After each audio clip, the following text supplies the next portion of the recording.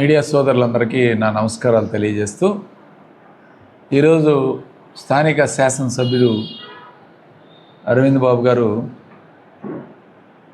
ఇదేదో మాట్లాడారు. ఇవాళ పెట్రోలు డీజిల్ ధరలు పెరిగాయి, వైసీపీ హయాంలోనే దాదాపు 31 రూపాయలు పెరిగింది, జగన్మోహన్ రెడ్డి గారు పెంచారు అని చెప్పి మాట్లాడాడు. ప్రజలందరికీ తెలుసు పెట్రోలు డీజిల్ రేట్లు అనేవి కేంద్ర ప్రభుత్వం పెంచుతూ ఉంటుంది. ముఖ్యంగా కేంద్ర ప్రభుత్వం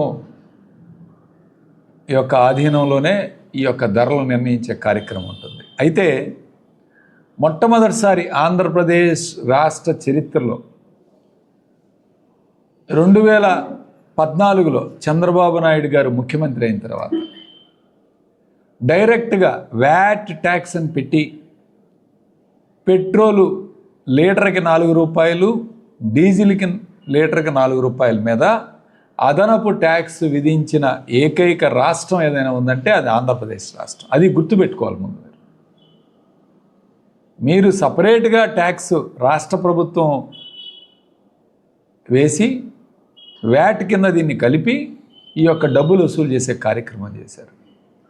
ఆ తర్వాత జగన్మోహన్ రెడ్డి గారు హయాంలో పెరిగింది కేవలం రాష్ట్ర ప్రభుత్వం పెంచింది 1 రూపాయి మాత్రమే. 1 రూపాయి అది రోడ్డు సెస్ కింద జగన్మోహన్ రెడ్డి గారు పెంచింది 1 రూపాయి మాత్రం. ఎందుకంటే రాష్ట్ర ప్రజలకు తెలియాలి, కేవలం గుడ్డగాల్చి చేసే కార్యక్రమం చేస్తారు తెలుగుదేశం పార్టీ.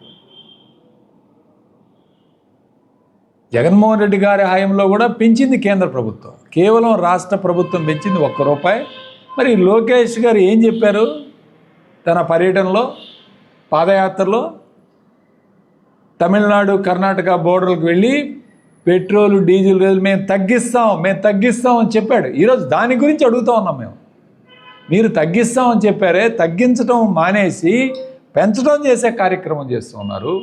మీరు భాగస్వామ్యులుగా ఉన్నారు ఏదో కేంద్ర ప్రభుత్వంతో అని చెప్పి ఈరోజు మేము మాట్లాడుతూ ఉన్నాం. దాని గురించి మాట్లాడుతున్నాం తప్ప ప్రతిపక్ష పార్టీ ఎప్పుడూ కూడా ప్రజల సమస్యల మీద ప్రజల వైపు నిలబడి పోరాటం చేసే బాధ్యత తీసుకోవాలి. అది ఆ బాధ్యత ప్రతిపక్ష పార్టీగా మేము పోషిస్తున్నాం.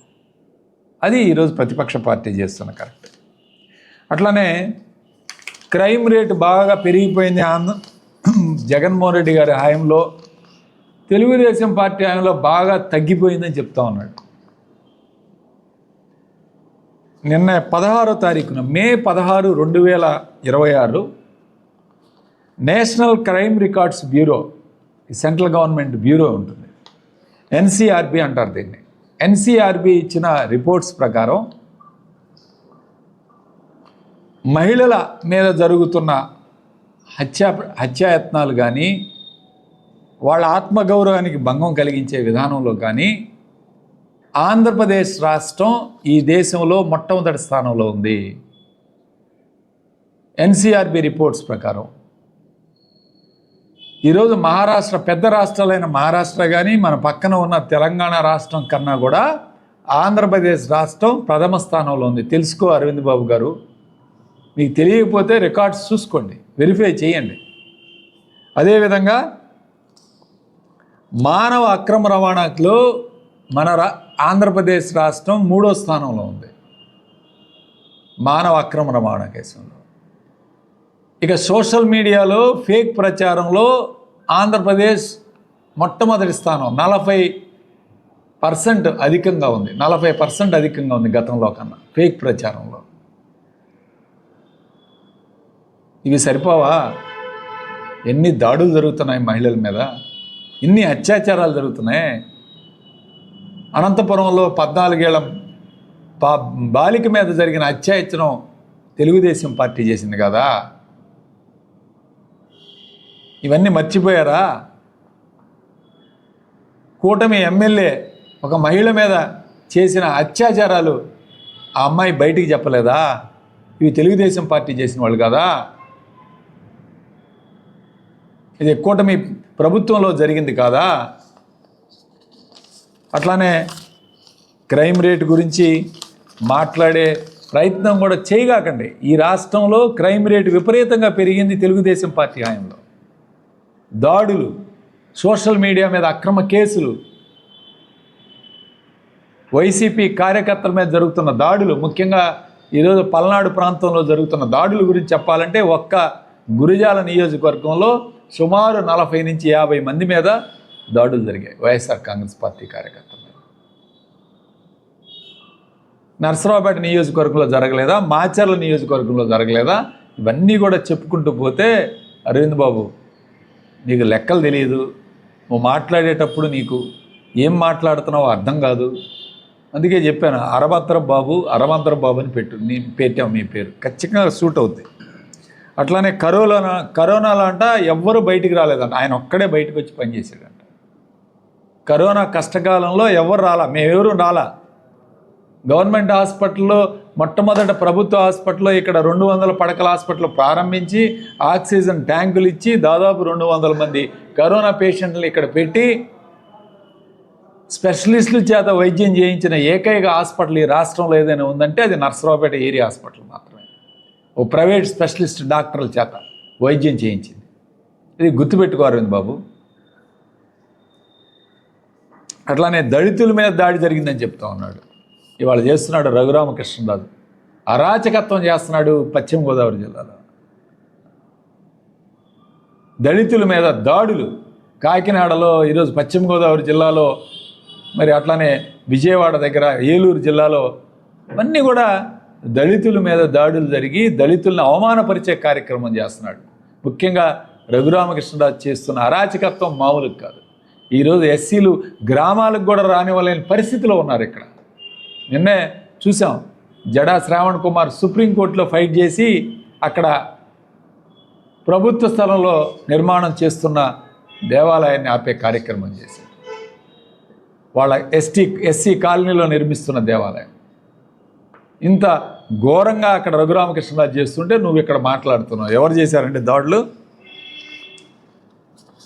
ఇక నీ గురించి చెప్పాలంటే నర్సరావుపేటలో మేము అఘాయిత్యాలు, మేము అన్యాయాలు, అక్రమాలు ఇప్పుడు జరుగుతున్నవి ఏంటి? పేకాట శిబిరాలు ఎన్ని నడిపిస్తున్నారు? తెలుగుదేశం పార్టీ వాళ్ళు నడిపిస్తుంటే స్వయంగా ఎస్పీ గారు దాడులు చేసి ఈరోజు ఎంతమందిని పట్టుకున్నారు? ఈరోజు నర్సరావుపేట నియోజకవర్గంలోనే దాదాపు 3 చోట్ల పేకాట శిబిరాలు పట్టుకొని ఈ మధ్య ఆపేశారు కదా. నువ్వు కూడా పోయోగా ఎస్పీ ఆఫీసు, ఎస్పీ గారితో మాట్లాడి ఇవన్నీ ఆపాలని చెప్పి.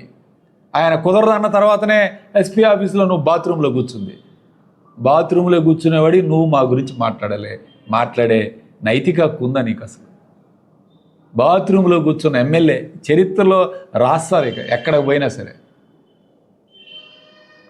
అరే, ఒక పక్క పేకాట శిబిరాలు, మరి ఒక పక్క గంజాయి అమ్మించే కార్యక్రమం.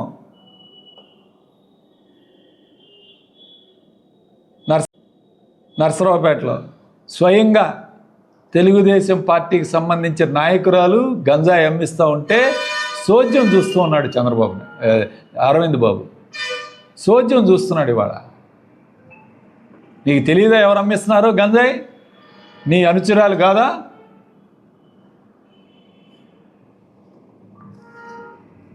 సొంత మీ బంధువు దగ్గర డబ్బులు తీసుకుంటే కోట్ల రూపాయలు ఏమీ సమాధానం చెప్పలేక ఆమెను ఊరు వదిలిపెట్టి బయటికి పంపించే కార్యక్రమం చేశారు. డ్వాక్రా గ్రూపులో దందాలు మేము చెప్పాల్సిన అవసరం లేదు. మీ కూతుర్లు ఇద్దరూ మాట్లాడుకుంటున్నారు, వాళ్ళే చెబుతున్నారు. డ్వాక్రా గ్రూపులో జరిగిన దందాలు సంతకాలకి 50,000 రూపాయలంట ఒక్కో గ్రూపుకి సంతకానికి 50,000 రూపాయలు.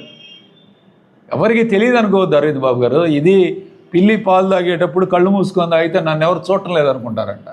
ఈ ఒక్క ఆడియో జాలి నర్సరావుపేట నియోజకవర్గం అంతా వైరల్ అయిపోతూ ఉంది. డ్వాక్రా గ్రూపులో దందాలు. ఎందుకు ఇంతవరకు డ్వాక్రా కేసుని అరెస్టులు చేయట్లేదు? కేవలం 2-3 అరెస్ట్ చేసి తప్పించుకునే కార్యక్రమం. అసలు గ్రూపులు పెట్టిన వాళ్ళని ఎందుకు అరెస్ట్ చేయట్లేదు? ఫేక్ గ్రూపులు పెట్టి సంతకాలు పెట్టించిన వాళ్ళని ఎందుకు ఇంతవరకు పట్టుకోలేదు? వాళ్ళు యథాస్థితిగా నర్సరావుపేటలో తిరుగుతున్నారు కదా. కేవలం నీ అండతోటే ఈరోజు వాళ్ళందరూ కూడా నర్సరావుపేటలో తిరుగుతున్నారు. ఇంతవరకు వాళ్ళ మీద ఎందుకు క్రిమినల్ కేసులు ఫైల్ చేయలేదు? ఎందుకు అరెస్ట్ చేయలేదు? ఎందుకు ఎంక్వైరీ ముందుకు సాగట్లేదు? ఎందుకంటే వీళ్ళందరూ నీకు డబ్బులు ఇచ్చారు కాబట్టి, వీళ్ళందరి దగ్గర డబ్బులు తీసుకురావు కాబట్టి. వీళ్ళని ఇంతవరకు ముందుకు సాగట్లేదు కేసు, ఎవరిని అరెస్ట్ చేయట్లేదు. స్వయంగా కలెక్టర్ చెప్పింది 10 కోట్లు జరిగిందని చెప్పి, స్వయంగా ఆడియోలు బయటకు వస్తూ ఉంది, సంతకాలకు 50,000 రూపాయలు తీసుకున్నారని. ఎందుకు వీళ్ళందరి మీద కేసులు పెట్టట్లేదు? కేవలం నీ యొక్క ఆధ్వర్యంలో జరుగుతుంది ఎంక్వైరీ. అరే అక్కడ నలగార్లపాడు సొసైటీ అన్నవరం సొసైటీ పిఎసి అధ్యక్షుడు ఒక ఆయన తెలుగుదేశం పార్టీ 2024లోనే తన భార్యని సొసైటీలో ఉద్యోగస్తురాలుగా పెట్టుకొని 6 లక్షల రూపాయలు డ్రా చేస్తే ప్రాథమిక విచారణలో ఇతను అవినీతి చేశాడని చెప్పి వాళ్ళు రిపోర్ట్ ఇస్తే, రిపోర్ట్ కూడా ఈ ప్రభుత్వంలోనే 2024లోనే దొప్పలపూడి శ్రీనివాసరావు ఆయన్ని ఎంక్వైరీ వద్దు అని చెప్పి ఆపేయమని చెప్పి ఎమ్మెల్యే గారు లెటర్ రాశాడు. అవినీతి అని ప్రూవ్ అయిన అధికారి మీద నువ్వు ఎంక్వైరీ చేయొద్దని రాసిన మాట వాస్తవం కాదా?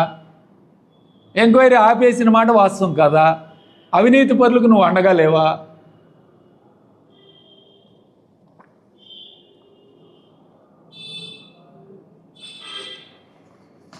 లోకేష్ పిఏని పెట్టలేదా మన నియోజకవర్గంలో? 7 పిఏలు ఉంటే లోకేష్ గారు స్వయంగా ఇక్కడ ఈ నియోజకవర్గంలో ఏం జరుగుతుందో అని చెప్పి ఆయన సొంతగా పిఏని ఎందుకు నియమించాడు? పార్టీని బస్టు పట్టిస్తున్నావు, ఇది భవిష్యత్తులో జరగకూడదని పిఏని పెట్టలేదా? వాస్తవం అడుగుతున్నాను నేను. ఇక డాడీ డాటర్ పంచాయతీలు అవి చెప్తే ఇంకా నేను మాట్లాడదలుచుకోలేదు ఈ టాపిక్ గురించి. ఇది ఎంత వల్గర్ లాంగ్వేజ్ తోటి ఆ మాటలు, ఆ భాష చూస్తే ఇక మనం మాట్లాడకూడదు. ఇంకా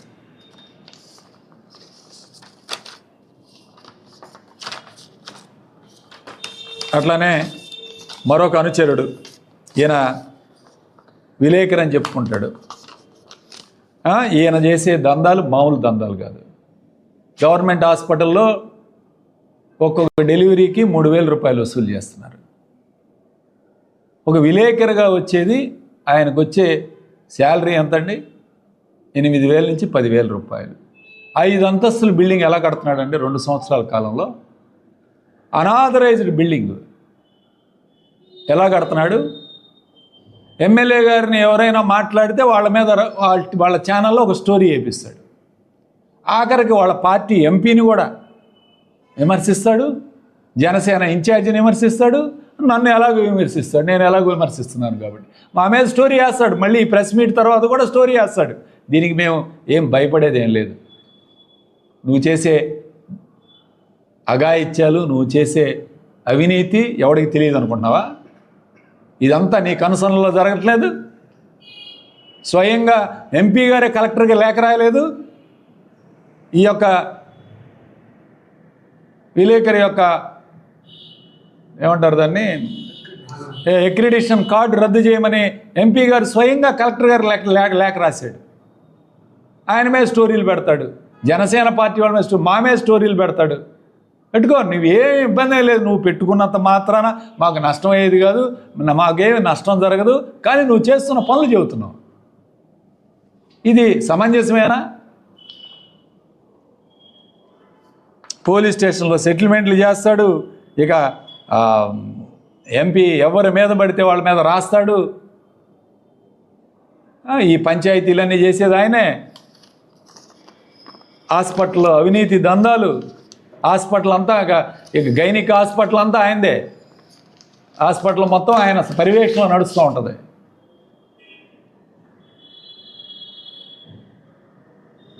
ఇప్పుడేమో సాయిబాబా గుడి కట్టిస్తానని చెప్పి లింగంగుంట వాళ్ళ దగ్గర వాళ్ళ స్థలాన్ని ఆక్రమించి ఫెన్సింగ్ వేసే కార్యక్రమం చేశారు. నిన్న వాళ్ళు వెళ్ళి స్పందనలో కంప్లైంట్ ఇచ్చారు.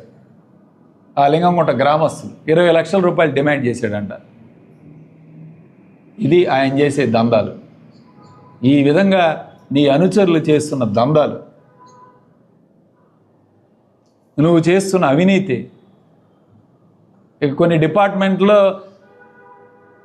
ఇక డ్రగ్ ఇన్స్పెక్టర్ నెల నెలా నీకు పంపించాలా కమిషన్లు.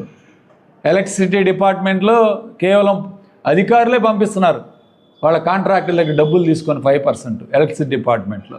వాళ్ళు చెప్తున్నారు ఎప్పుడు లేదా మా డిపార్ట్మెంట్లో ఇదేమి కర్మ అని అడుగుతున్నారు వాళ్ళు. ఎలక్ట్రిసిటీ డిపార్ట్మెంట్లో 5% కమిషన్. మున్సిపాలిటీలు ఇంకా చెప్పాల్సిన అవసరం లేదు. కొత్త కమిషనర్ వచ్చే లోపలే డ్రా చేశారు డబ్బులన్నీ. లక్షలు దోచుకున్నారు కొత్త కమిషనర్ వచ్చే లోపలే. ఆమె ఎక్కడ సంతకాలు పెట్టదు అని చెప్పి ముందే సంతకాలు పెట్టించుకొని మొత్తం డ్రా చేసి పడేశారు. నువ్వు చేస్తున్న అవినీతి ఎవరికి తెలియదు అరవింద్ బాబు, నువ్వు చేస్తున్న దందాలు ఎవరికి తెలియదు. నీ తరపున వీళ్ళు చేసిన మాట వాస్తవం కాదా? వ్యభిచార గృహాలు, పేకాట శిబిరాలు, గంజాయి అమ్మకాలు, ఇక స్థలాలు ఆక్రమణ, స్టేడియం పక్కన కోట్లాది రూపాయల మున్సిపల్ స్థలాన్ని ఆక్రమించింది ఎవరు? నీ అనుచరుడు కదా? నువ్వా మాట్లాడేది? ఎస్, మళ్ళీ పోటీ చేస్తానంటున్నావు. తప్పకుండా మాకు చాలా సంతోషం. నువ్వు టికెట్ తెచ్చుకో, ముందు టికెట్ తెచ్చుకో, తర్వాత పోటీ. టికెట్ తెచ్చుకునేదా చూడు. టికెట్ తెచ్చుకొని నువ్వే పోటీ చేయాలని మేము మరీ కోరుకుంటున్నాం. తప్పకుండా విజయం సంగతి తర్వాత, విజయం ప్రజలు ఇస్తారో లేదో గెలుపు తర్వాత. ముందు సీటు తెచ్చుకో తెలుగుదేశం పార్టీ తరఫున. సో సీటు తెచ్చుకొని పోటీ చేయాలని మనస్ఫూర్తిగా మేము కోరుకుంటున్నాం. కాబట్టి ఏం జరుగుతుందో, ప్రజలు ఏం నిర్ణయిస్తారో, ఏం డిసైడ్ చేస్తారో తర్వాత చెప్తాం.